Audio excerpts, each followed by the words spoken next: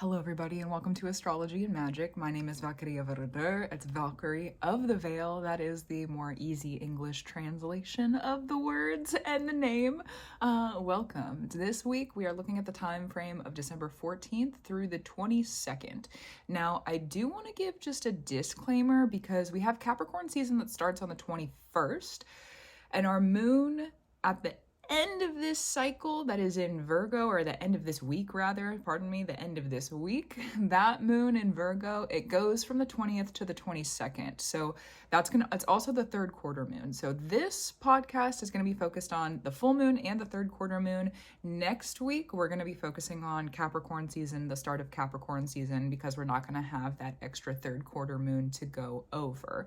So I just wanted to give a preface of that. There's going to be a couple days of overlap because we'll still go through like the 21st into that next week in the next episode. But for this one, we're not going to cover Capricorn season, but it does still start on the 21st. So just for clarity's sake, we're not missing out on it and I'm not skipping over it. It's just going to be for next week. So beautiful. If you want to get updates on the podcast, I have a blog that I run where I send out emails and updates when it comes out. And thanks so much for all the support over there. Oh my goodness, my pages have slowly been growing. And with the possibility that TikTok might be removed, which is like my biggest platform, it's been really, really wonderful to see that everything else that I've been creating on the internet is also starting to flourish and is flourishing, it's blooming, it's blossoming. It feels good. So thank you for that. My calendar for sessions is still open at this time if you are interested and wondering about it. Right now, basically like the end of January is when the spots are still open and available. I also, if you are on a physical, like if you're on a platform where this is streaming where you can see the video portion of it, I just got in the mail my physical copy of the Norse Magic Book 1, The Runes, and it's been published now for a while, but this is the copy. I'm super excited about it. I got it in, and I was like, I'm kind of impressed. Like, I wrote all of this. Holy cow. There's some stuff at the beginning about divination and just like working with the runes and what that can mean. There's also these beautiful pictures in the book. So gorgeous. So it's a very educational book, but I'm super happy about it that I finally have my physical copy in. Thanks everybody who's been purchasing my books. My sales have been going up in the previous like several months with the publishing of Book of Spells 2. And I just want to say thank you because I published them by myself. And so to be able to have the support of people is really, really incredible. Thanks so much. Oh my gosh. Yes, I'm in the study portion of a second book for the Norse studies or for the Norse series.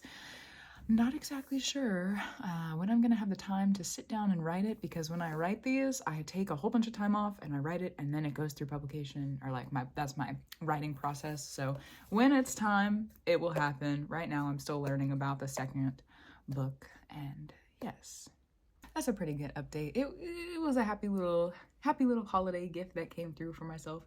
Yeah. Any other important updates or any other spaces where you can find offerings that I've created for people, resources that I've created for people, and other ways that you can support me? All of that is going to be down in the description of wherever it is that you're listening and or watching this from. So, cool. Let's get into the week. We start the week off with a moment of who orchestrated this?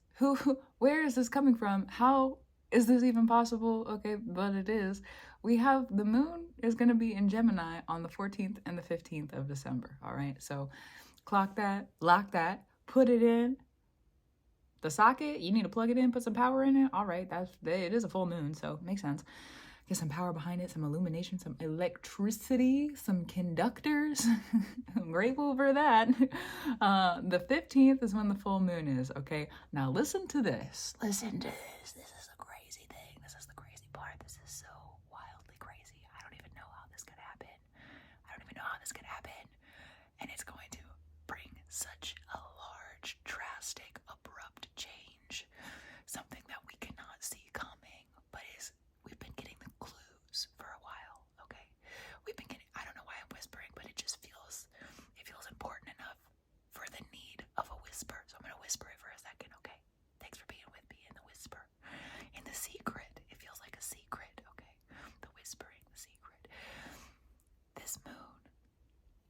is going to bring about such an abrupt change and rearrange that we're not going to know what hit us. We're not going to know. We've been getting clues for a while. Oh, and this thing, oh, and this thing, oh, and this thing, oh, and this thing. But very soon, everything is about to be different, very different, very, very different. There's a lot of change coming in over the next couple of weeks. So this moon is like it's like if a gunshot were to go off, or like a big bang explosion, okay? The new life maybe you've been waiting for with the big bang, birth energy, big bang, right? Okay, I'm gonna step away from the whispering. We're gonna go back to a normal sounding voice. Okay, right now we're starting. So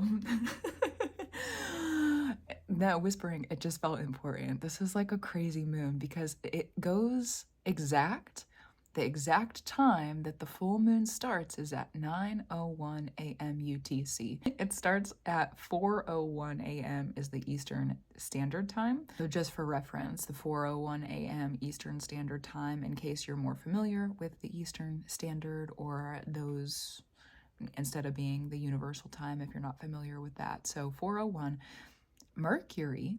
So the full moon's in Gemini. Before we even get into Mercury, let's talk about the moon being in Gemini. The moon in Gemini is yappy. It's chatty. I want to talk about it. I want to feel through it. My feelings are moving. My words. I want to speak. I want to talk. I want to listen. This a full moon in Gemini. This is let's get the girls together. We're gonna have a slumber party. We got things to talk about. We might bring the tarot cards out. Okay, we gotta yap about it. We're gonna yap about it, and we gotta talk about it, and we're gonna figure some stuff out in the process. Okay, love me a moon in Gemini. I love Gemini energy. I love the yapping and the talking and the gossiping and the information sharing and the learning. Sagittarius is involved, which is considered the higher learning. Gemini and Sagittarius, they're really, because that's where Mercury is right now, okay, ruling over the full moon in Gemini. Also, Jupiter in Gemini with the full moon. We're going to get more into that in a second. This moon is crazy. It's crazy. Maybe the whispering is so like, remember to sit and listen, even in all the yappy energy and the talk. Remember to sit and listen. Okay, let's keep walking. So Mercury being in Sagittarius, the relationship between Sagittarius and Gemini. Gemini is the yapper, it's the chatter, it's the talker. Sagittarius is what is the higher education from this information or from this conversation?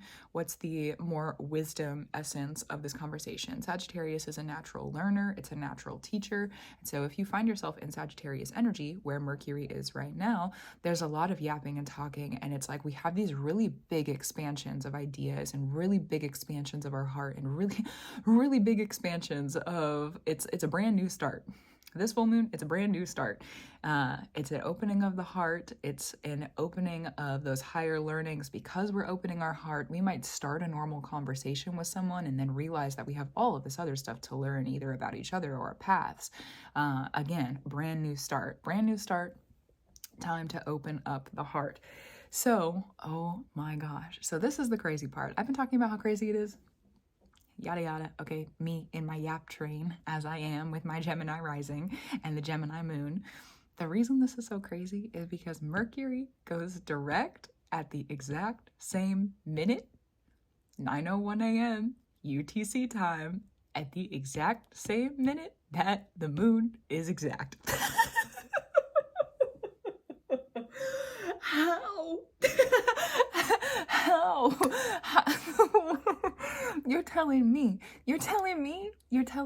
that the moon, it's like, you can't make it up. This is, I feel like this is if I was reading like a fantasy book or a fiction book where there's like fairies and magic and whatever, all the plot line. This feels like a fated moment in one of those stories where it's like, oh, and the characters got together at exactly this time, but you don't figure that out until later in the book. Or it's like whatever, it in the essence of like a story, right?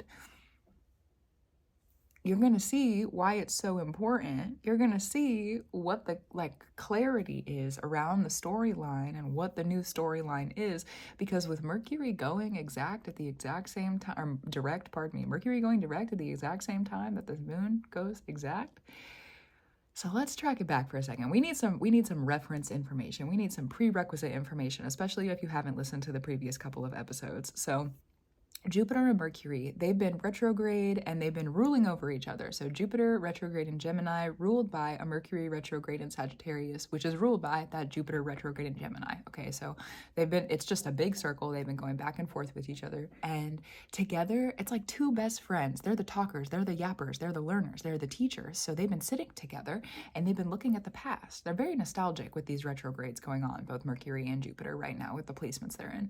Looking at the past, learning, letting go of things, pulling the seeds that are weeds so that we can freshen up the garden, make some room. We got new stuff coming in, right? Okay. Jupiter doesn't go direct until the beginning of February 4th. So we still have some time with Jupiter retrograde, but Mercury goes direct here on the 15th, 9:01 a.m. UTC time. Mind blowing. Okay.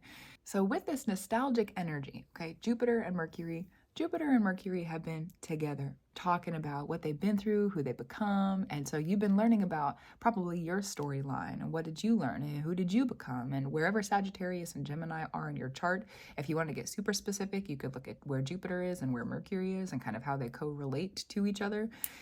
And your Sagittarius and your Gemini space, true? Yes. Interesting. So if you wanted to look at it on a personal level, some spaces that could be applicable to learn about or understand or reflect upon. With the new moon that was in Sagittarius on December 1st, and I said it during that episode, whatever episode that was, I think it was about 2 episodes ago. I said it then, we're making shots at the future without really being able to see anything. So it's like taking shots at things we already know how to aim at, things that we already are familiar with. It might not be the exact same target, but we've been in this process more than likely on many occasions. And so it becomes an easier target. It becomes a little bit easier because the way that we're having these conversations, Mercury and Jupiter retrograde both, looking at the past, those have been helping us understand what do we want moving forward.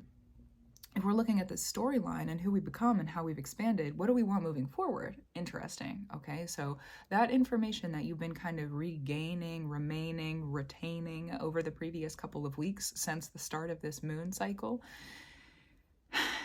is about to kind of all make sense. It's about to more than kind of all make sense, because if I could give you a visual for this is the Archer, even though Jupiter's still going to be retrograde, okay? This is the Archer being in that conversation of nostalgia and looking backwards, and kind of immediately, Mercury doesn't really play around with time. Mercury moves pretty swift. Mercury, got to get it done. You got to get it done right now because there's a message. It's got to be sent. It's got to be done right here, right now. Mercury doesn't play with the time thing. Mercury is, if you've been feeling restless about moving on or the storyline and like not being able to get to the future yet, more than likely that's the mercurial kind of space with this is like, okay, like I'm ready to go. So the visual for this, Mercury and this Archer energy during this full moon and Mercury going direct exactly together, it's like the Archer, not that there's really any danger, because that could also be a part of this, is like if you're in the woods by yourself and you hear a snap of twigs behind you and you're like, whoa, you turn around really quick and you're like, who's there? You know, kind of moment. But it's not necessarily in a fear energy. It's just that the Archer snaps to the future, is no longer concerned with the past. Jupiter is going to be still working with us in the background with the storylines and different things like that, but the Archer itself is turning around and is now taking aim. It's going to be a more short-term target. Jupiter is like the really, really long-term targets. So whatever it is that you're aiming at currently, this snap to the future, this snap forward, whether it's like a couple of weeks from now, a month from now, however long this like aim or this goal is, could be a game, could be a claim. That's part of Jupiter Sagittarius energy too. If you find yourself all of a sudden, it's gonna be a moon where it's like all of a sudden I'm ready to go. All of a sudden I know. All of a sudden I understand. All of a sudden there's not anything else to discern. Like I've already learned everything, and everything else I need to do, I can learn on the way. Like this is really easy. I have an easy time now. One of the things to note, though, is that if you have not been doing this story work, okay, so if you haven't been, if you've been avoiding it or not like brushing up on it, there could be, for some people, you might turn to this future, this snap front, this very abrupt snap forward, and you might turn and realize, oh, I still have some things I need to learn. I still have some things I need to learn. Either my road is blocked, or there could be some debris in the way of some sort. There could be a person standing there, metaphorically speaking, that's standing in the way or getting in the way of you making this shot at this target. So if you find that that happens to you on this full moons are great for release if you need it. It's good for removal, it's good for clearing. So if that's something that you find happening on this full moon, then you may possibly need to sit with some clearing work or removal work. It'll probably be of the heart, so sit with your feelings about things. Wherever Sagittarius and Gemini are for you, getting into those houses and getting into those areas of life in your chart can help to ground the emotion throughout this moon. That's true if you find yourself within that area.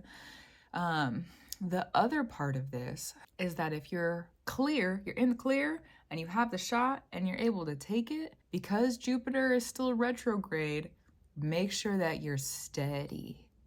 Make sure that you turn around and you steady yourself, because the way this energy is, it's very much like you have an arrow. You have one. It is singular. You have an arrow. It is one, okay? We have one full moon. You have one arrow. So this archer snaps front and is able to make this shot. It's a pretty easy shot. It's a shot you've made a lot, okay? It's something that you've done over probably and over again. So looking at this, seeing how easy it's probably going to be, hold steady. Hold steady. Hold steady, hold steady, hold steady. If you only have one arrow, and you're not in a danger zone, there's no reason for you to make the shot immediately. We're going to turn around and have it be abrupt immediately, okay? But there's no reason to make the shot immediately. Get yourself steady. Is there air? Is there wind? What is the environment? Sit and aim. Feel sure in yourself. Do you feel sure in yourself while you're taking this shot? Probably you're going to make it then. If you're able to sit and really sit and earn that position of the archer for like those first couple of days, okay, after this full moon. For the first couple of it, sit and earn that position of the archer. Sit and earn it. Sit and earn it. Sit in that position. It reminds me of like war camp training where you would sit and hold a position for a long time, or like a plank, okay? If you're working out, you hold a plank, or like a wall sit or something like that. Sit and earn it. Let it burn a little bit. Let it burn a little bit. Hopefully it feels good, okay? Sometimes the burns do. Let it burn a little bit. Let it burn a little bit. Don't quit. Don't quit. This is not a time to quit. No quitting. Don't quit on yourself, okay? You made it. You're here. Don't quit. And also, just give it time. Sit with it. Sit with it. Sit with it. Sit with it. The clarity comes in, and we're going to need to sit with it. Sit with it. Hold on to it. Sit with it. Hold on to it. You make the shot when you're ready to make it. You're the archer. You can make the shot whenever you want to. You can make the shot. If you know that the winds are going to pick up here in a little bit, probably make the shot sooner rather than later. If you know that it's windy now, and the winds are probably going to slow down here soon, probably make the shot later then. Give it time. Give it time. Sit with your discernment. Sit with your intuition. Pull some cards about it if you need to. Okay, again, yappy. It's a yappy moon. It's going to talk a lot. So if you're able to sit with your communication, internal communication, reservation of communication prominently is going to be important on this, especially with all of this information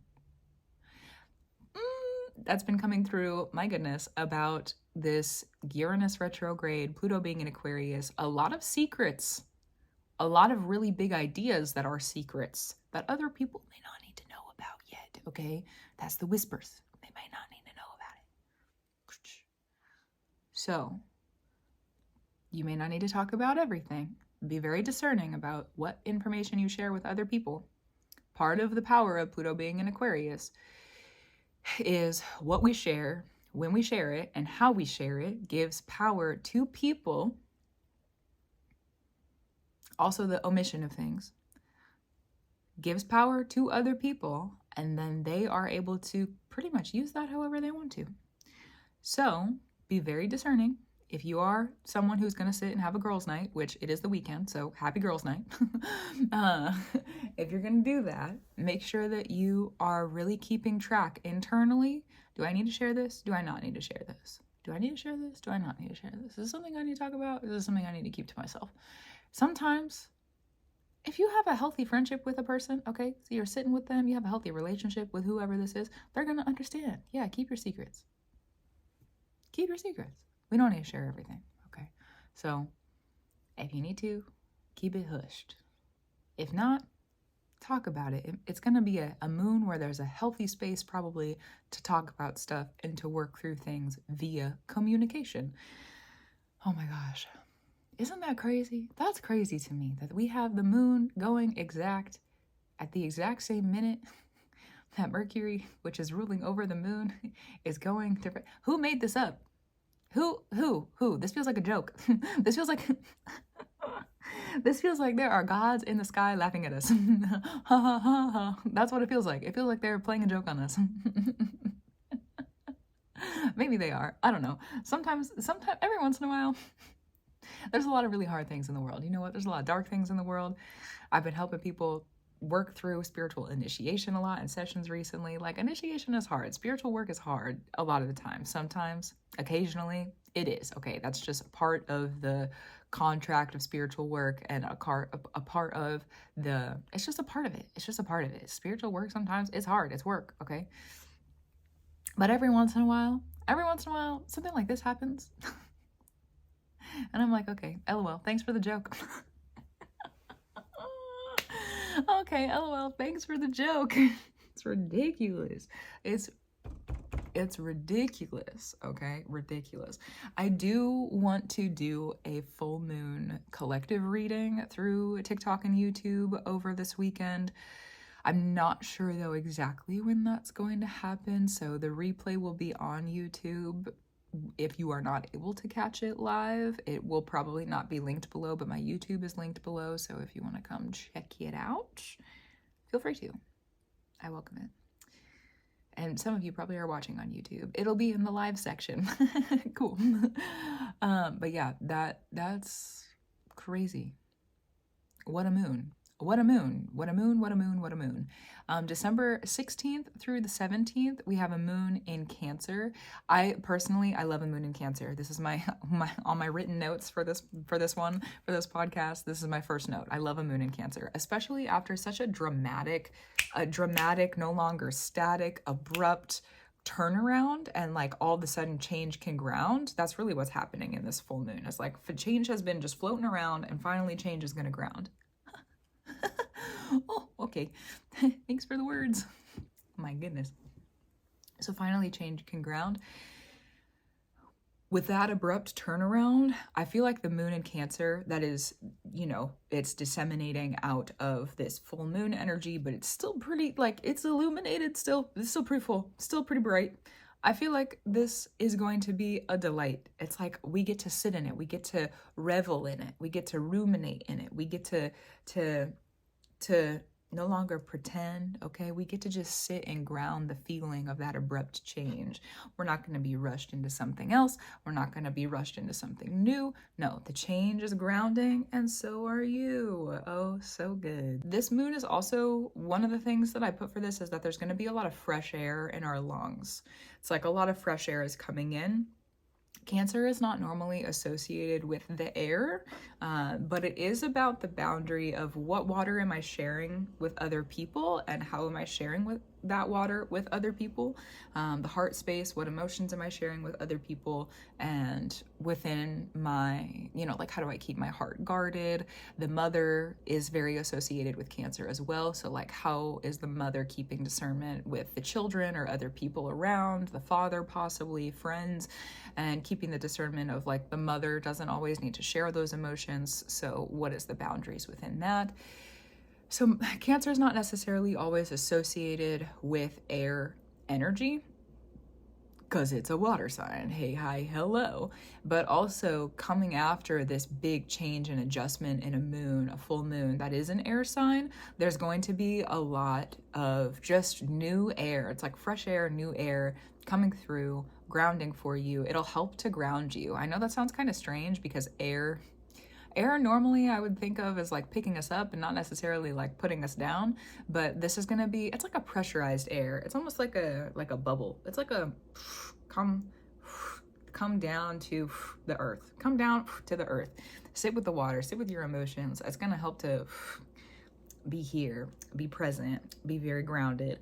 That's what this moon is really going to help offer to us. Also, some more cleansing could happen during this moon, some more emotional cleansing, and a lot of clarity, like so much clarity. An abrupt change is going to happen, and then we're going to have a Cancerian moon. Okay, yeah, then it's going to be illuminated. The emotions are going to be illuminated. We're also we're going to have a full moon in Cancer next month.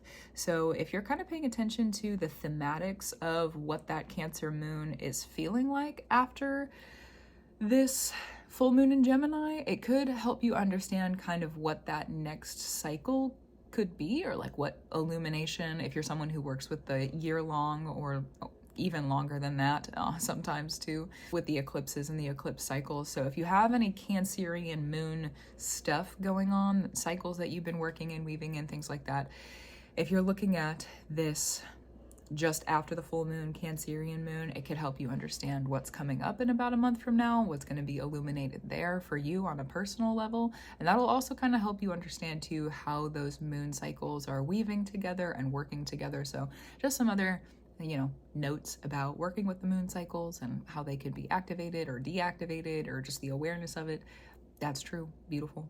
Also, one of the things I'm excited about, because a lot of the times my notes for these are just like, yes, calculated, but also intuitive. It's like a lot of the times channeled. And what do I mean by calculated is like astrology is information. So it's like I have to input into the brain kind of thing, that sort of calculation is like, if this isn't this, what does this mean? That sort of calculation. With this moon in Cancer, one of the more like intuitive things that I wrote down is that a true version of self blossoms in this moon. A true version of self blossoms in this moon. Abrupt change, and then a true version of you, depending on what you're going through, okay, because we're all different people, we're all at different places. Some people could be walking through dark spaces, some people could be walking through light spaces, some people could be working with more balanced energy. Wherever you are at, understand that this is a time for a blossom. This is a time, whatever that energy is, and to be able to blossom, we must be rooted and we must feed that blossom with water. It's an opening. We're no longer guarded. We're ready. The pollinators can come out, the bees and whatnot. They can come out and help to spread the heart messages and the messages of you.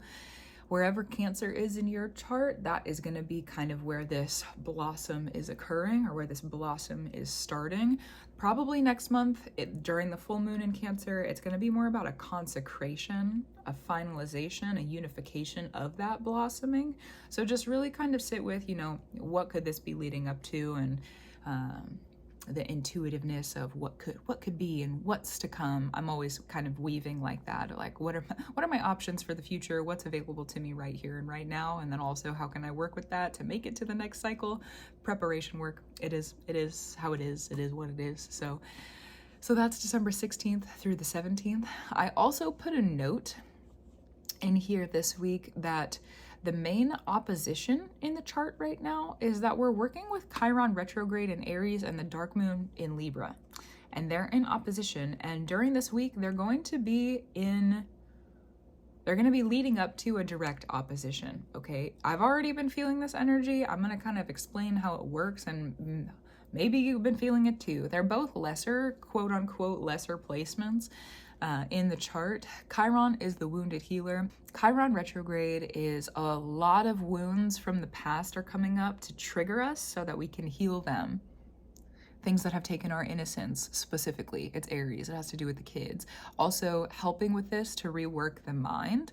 So that's going to be more of like the masculine side of things. And then we have the dark moon in Libra, and Libra is about balance. It's about our intimate relationships. It's about our intimate reflections. It's ruled by Venus, which is the feminine archetype, and the dark moon is a feminine archetype also. It's a mother archetype as well. So we have this mother-father wounding where it's like the father, it's a lot of reparenting energy that's happening in this current moment.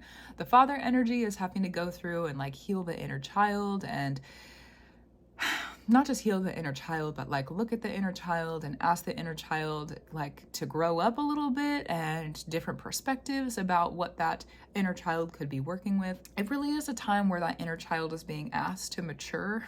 So this father energy is coming in and asking us to be more mature about things, and when we get triggered, like handling that in a more mature way. We're a different person now. So the dark moon also is an innocence taker. That's one of its powers, interestingly enough. And so with the dark moon being in Libra, the mother and like the healing of the mother is coming through the feminine archetype of Libra, our intimate relationships, our intimate reflections.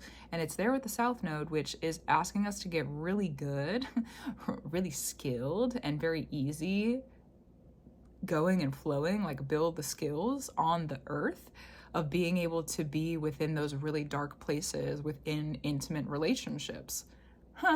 They're happening at the same time and they're in opposition to each other? Okay, great. That sounds wonderful, and also like a lot of work. So that could be happening internally within your internal masculine, feminine, mother, father space. It could be happening in your external relationships. That's just the energy in the undercurrents that's around at this time. Someone asked me in my comment section on TikTok recently what I suggest for shadow work. What I will say is the way that I do shadow work, healing shadow work specifically, I just pay attention to my emotions. If I'm triggered, my emotions are gonna let me know. If I didn't like something, I might get angry, and then I gotta sit with it and help myself heal about it and give myself the new perspectives and reparent myself. If I'm feeling extra sad about something, it's like you can kind of start to tell when there's different aspects of you that kind of like will pop their head up and be like, oh, I remember when that person did that to me, so I'm gonna respond in this way, even though this situation has nothing to do with that. So anyways, that's how I do a lot of the healing shadow work. There's other aspects to it, but especially if you're what I would consider quote unquote, I'm going to put quote unquote in this, quote unquote newer to shadow work, and like you are focusing on more of the healing aspects. And the reason I say quote unquote is because for me, I don't use shadow work journals or anything like that, but I have used tools like that when I was in beginning phases. We kind of need structure to help us figure out what our structure even is. So anyways, that's what I have going on with that one. It's what I have to offer to you there for sure. Also, kind of a plus side to this opposition, like, yeah, a little hard shadow work, dark, obviously, and not always the most fun. Because it's again like these are lesser placements, it does require a little bit more active energy. It is in the undercurrents because it is lesser placements, so it does require some attention. However, again, in a more positive note, if you are able to sit with it and you don't allow yourself to dismiss it, it can be a catalyst for a lot of other stuff. Sometimes we have to sit with the shadow work and not be so tough and let ourselves cry or heal or be mad or whatever it is so that we get the result that we want.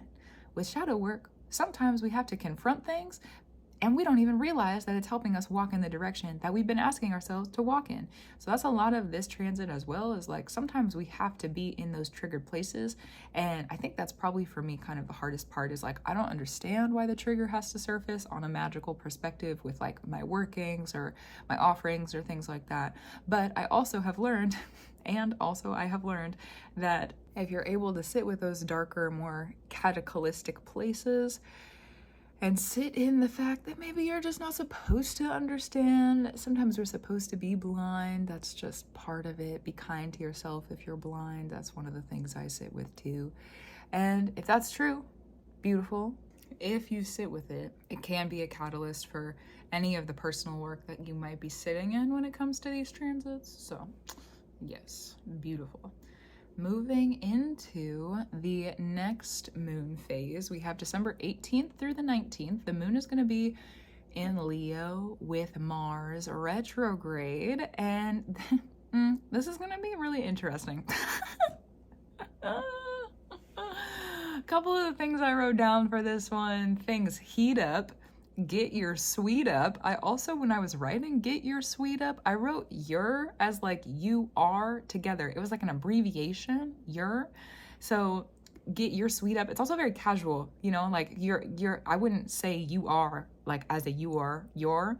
I wouldn't say that if I was texting somebody like professionally or in like a manner of non-friend space or like non-intimate space. I wouldn't say that. I wouldn't even really say that probably to my friends, but that's what I wrote down intuitively.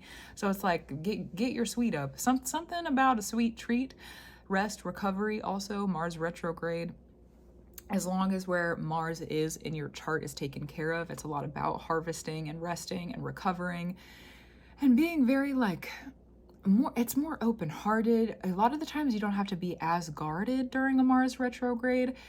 That, and again, because discernment for yourself. Okay, if you don't have together where Mars is in your chart, if you don't have that together, things could fall apart. It could be really difficult. So there's a difference between the two different experiences of a Mars retrograde. So if you have everything together where Mars is in your chart, probably Aries and Scorpio stuff that's going on too. If you've got that on lock and you feel pretty good about it, you can walk and do what you need to, you can talk and do what you need, then for you, beautiful. Rest, recover, do what you need to. If you, for whatever reason, have things kind of falling apart in this Mars retrograde, get your priorities together where Mars is. That's the homework of Mars.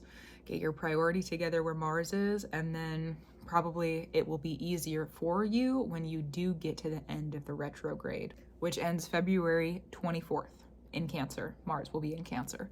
So just a heads up for that. This is going to be, again, sweet treat, rest, recovery, uncovery, some sort of discovery. We've had this huge illumination with the moon, new story is beginning, and then it's going to be in Cancer. The moon will be in Cancer. So think about the version of you that's blossoming, the experience of this blossoming version of you during the moon in Cancer, okay? Things heat up. Get your sweet up. Something with the sun. It like makes it more fun. There's more joy that comes in, so you blossom, and then you get to be you again. You get to be you again. Life's a little sweeter again. That sounds good to me. Life's a little sweeter again. Get your heat up, get your sweet up. Okay, thanks. I'll receive that. That sounds wonderful. So that's December 18th through the 19th with the moon in Leo with Mars retrograde. Another part of this too could be that you could be working with those prioritizations or reprioritizing. However, Mars retrograde has really greeted you in that sense. If you have your priorities together and you're just kind of guarding and watching right now, or if you're in the process of reprioritizing and kind of having to restructure things, lead with the heart during that time. You could guard with the heart if you need to. You can reprioritize with the heart. The heart is very smart. And while it's in Leo, the sun is going to be with the moon. So let there be illumination and clarity of your priorities that comes through with the heart space. Beautiful, gorgeous. I love that. Wonderful. Also with the Mars retrograde, things that we bind up in our priorities will have to come back to eventually. So if you're finding within that heart space, like really, really be honest with yourself, really, really be truthful, because for the next 2 years, and once we're out of, maybe even further than that, sometimes retrogrades affect us for a long time.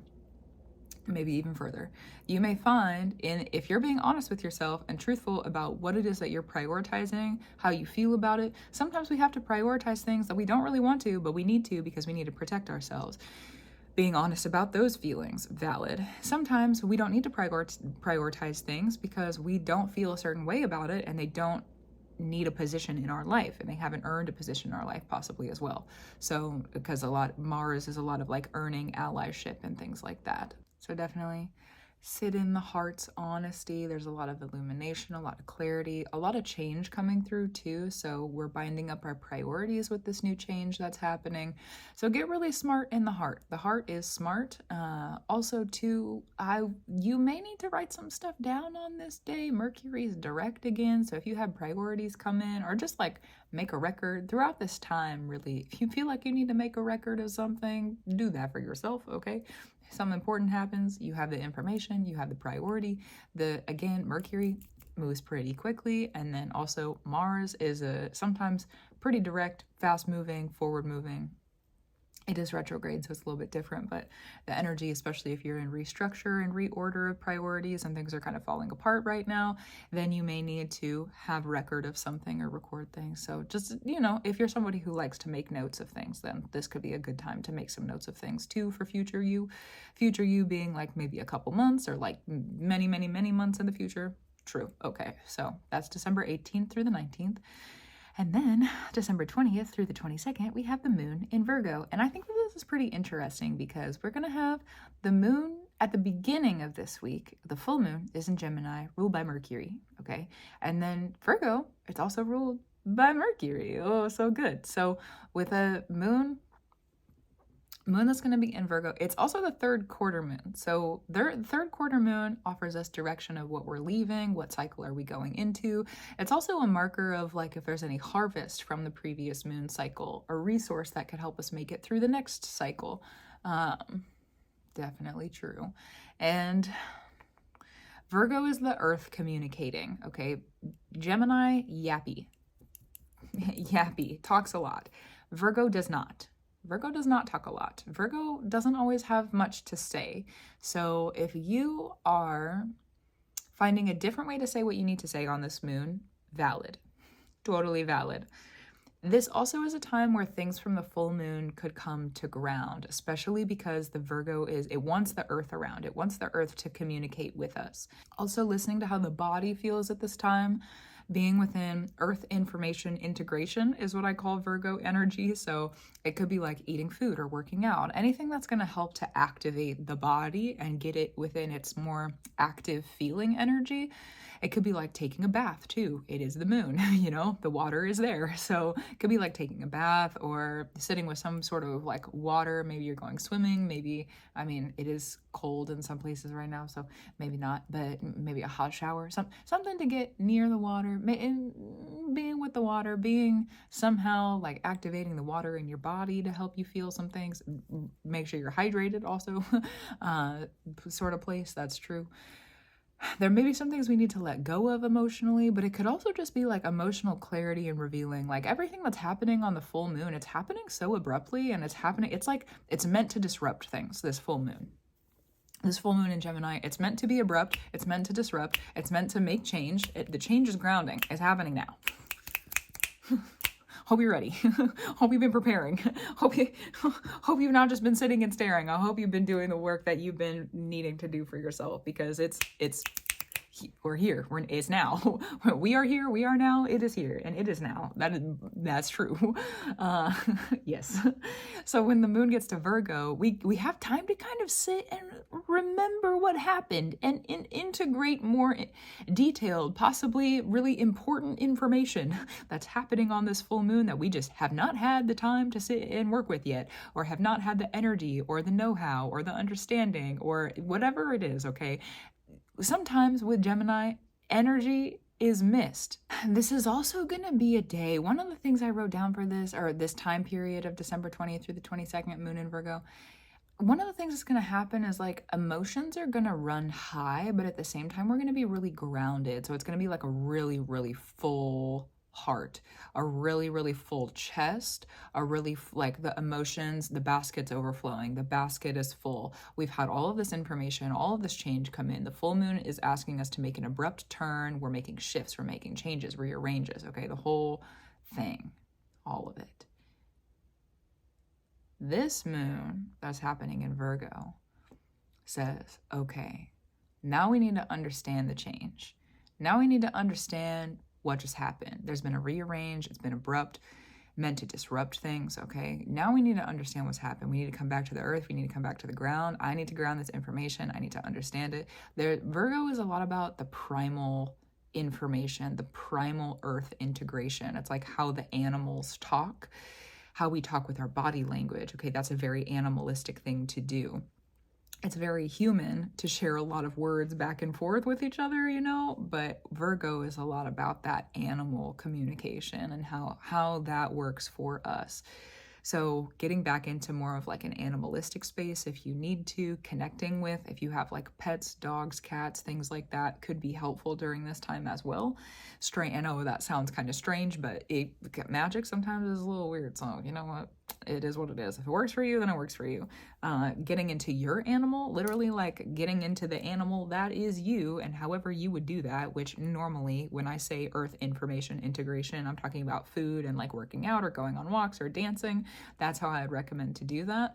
But there's a lot of different ways that you can get into the animal that is you. So getting more into that energy, it will help you to ground just all of this shifting and changing and rearranging that's been around. There's going to be a lot of things, like if I could give you a visual for kind of like the whole entire week with the full moon that's happening, it's like, yeah, immediately change grounds. And because of that, it's like if the table gets hit so hard, sometimes things look like they're flying up in the air, but they don't really go up in the air. It's just what's underneath of it that has gotten lower. Like there's a big grounding of change happening during this moon. A big grounding. Couture is grounding. The big grounding of change during this moon. And because of that, couture, big grounding of change, there's some things that are gonna, it's like the reverberations. It throws some stuff up into the air.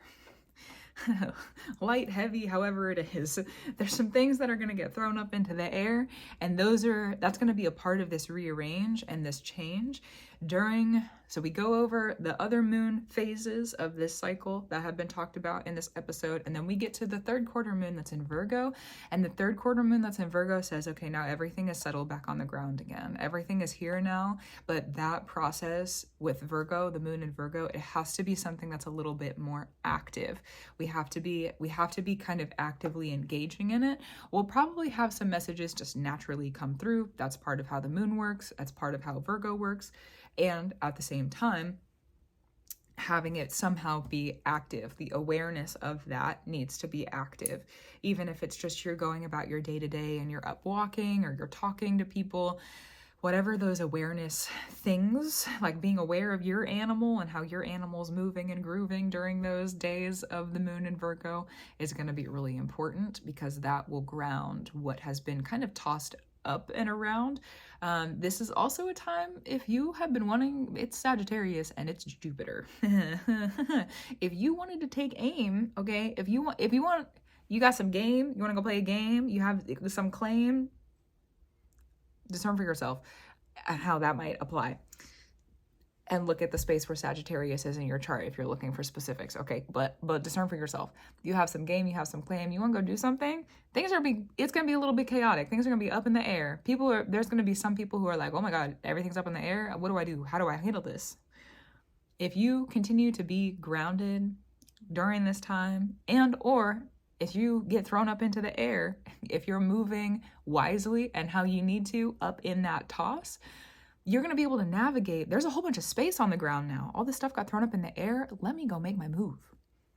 Let me get to this destination really quick. Let me get to this destination really quick. I got a couple days to get there. Okay, well, let me get there, because everything's about to come back on the ground. There's about to be a whole bunch of more blockages, and there's going to be a whole bunch of more, everything's going to be on the ground again. I have more things to be accountable to, which, not that you wouldn't need to be accountable during this time period, but like there's going to be less blockages and there's going to be less things around, which means that you won't need to be accountable to them because they're not going to be in your way, So this is a time of, like, if you are looking to make a quick, fast motion rearrange, which more than likely will be revealed on the full moon. Again, the holding steady, if you need to hold steady and get ready, do that. Sometimes you don't need to move, and this is kind of discernment. Sometimes you don't need to move. Sometimes you just need to make sure you can hit the target. Do you need to do that before everything comes back to the ground? Are you getting up and going to the target? there's a lot of different ways that this could be navigated. Okay, the picture I have in my head is it's like a map. There's a whole bunch of people on the map, and there's a whole bunch of just like random items on the map also.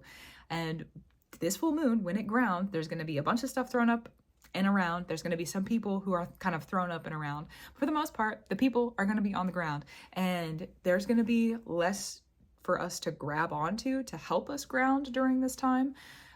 Could be like coping mechanisms. If you have things that are, I don't want to say not healthy, but just coping mechanisms that maybe you've been needing to like lean away from or not work with anymore, then they may not actually be available during this time. Or if they are available, they may not work as well as they used to. So again, discernment for yourself in that, if that's a part of this. So with all this stuff up in the air, there's a whole bunch of people now who can get up and move around, and they don't have to worry about walking into something or something on the road blocking them because now it's up in the air.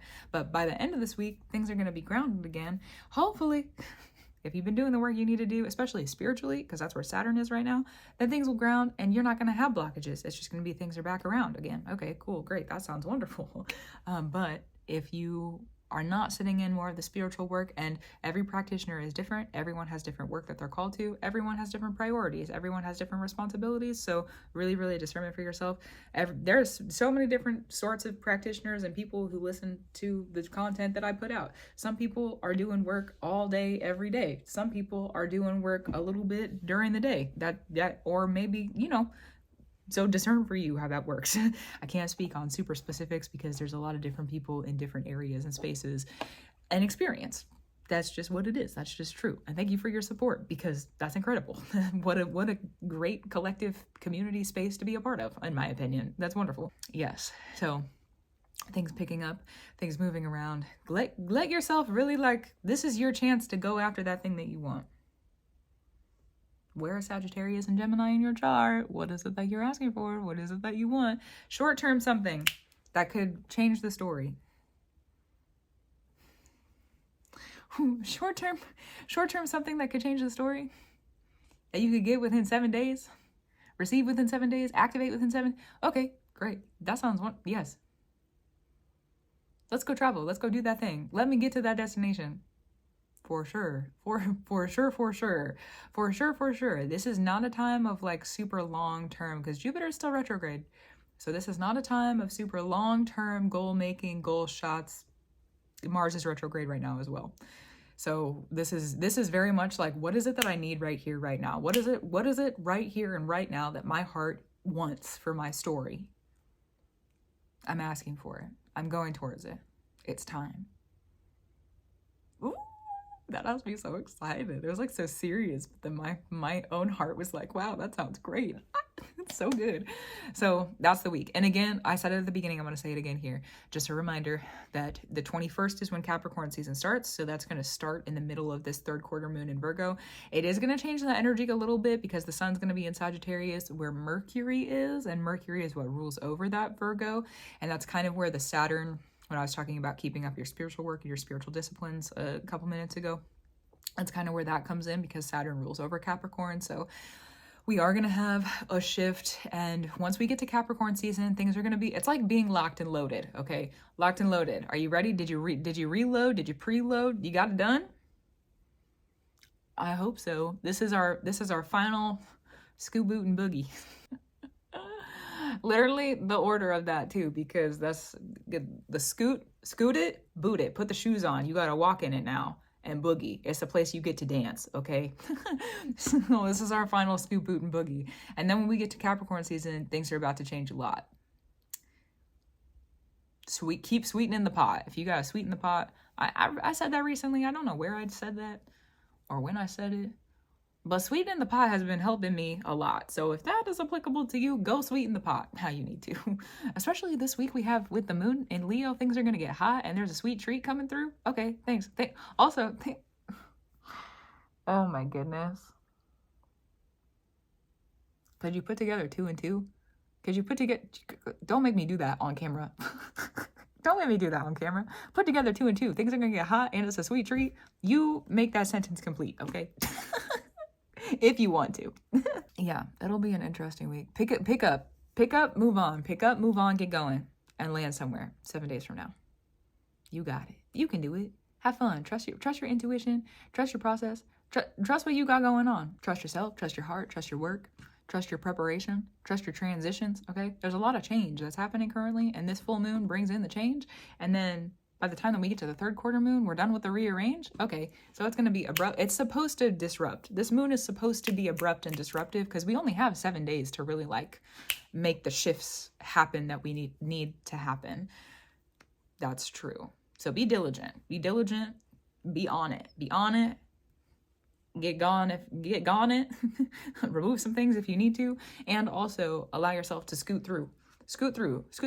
This is also kind of sneaky. It's giving kind of sneaky, not sneaky in the sense of like people don't know that I'm arriving or nobody, but it's giving sneaky energy of like I'm going after what I'm going after and nobody else gets to know about because I don't have time to talk about it. Bye.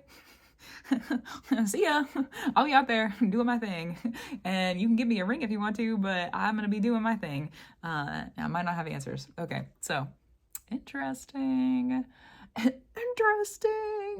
I'm excited for this. This is gonna be good. So gratitude, reverence, and love to you. Keep doing the work you need to do. Keep up your brew. We got some good things coming through this week. If you find yourself fearful of the change, and again, those dark places and shadow spaces can be catalysts. Yes. I really sat on that word for a minute, for a moment. They can be catalysts now. So if you are within this rearrange and change, the abrupt, disrupt, that can be a little triggering. That could be people who have been through maybe like hard situations, abusive situations, things that have been traumatic in their lives. Sometimes abrupt and disruptive is not always a welcome energy, especially if you're healing. Again, though, things are meant to be kind of triggering right now so that we can sit in the healing work and gain the power so that we do not have to be triggered anymore.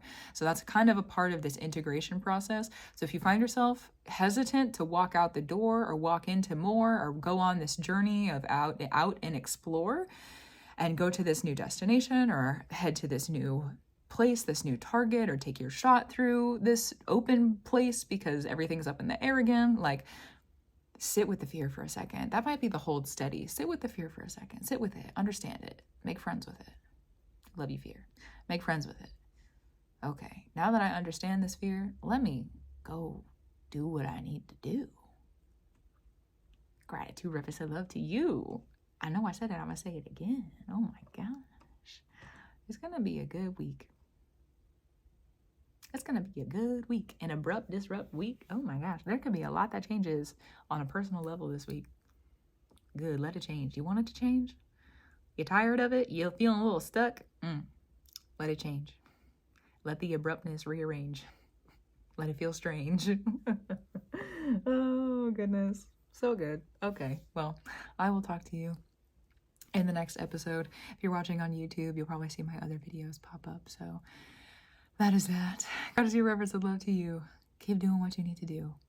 And I will too. And thank you for the work that you do. That's true.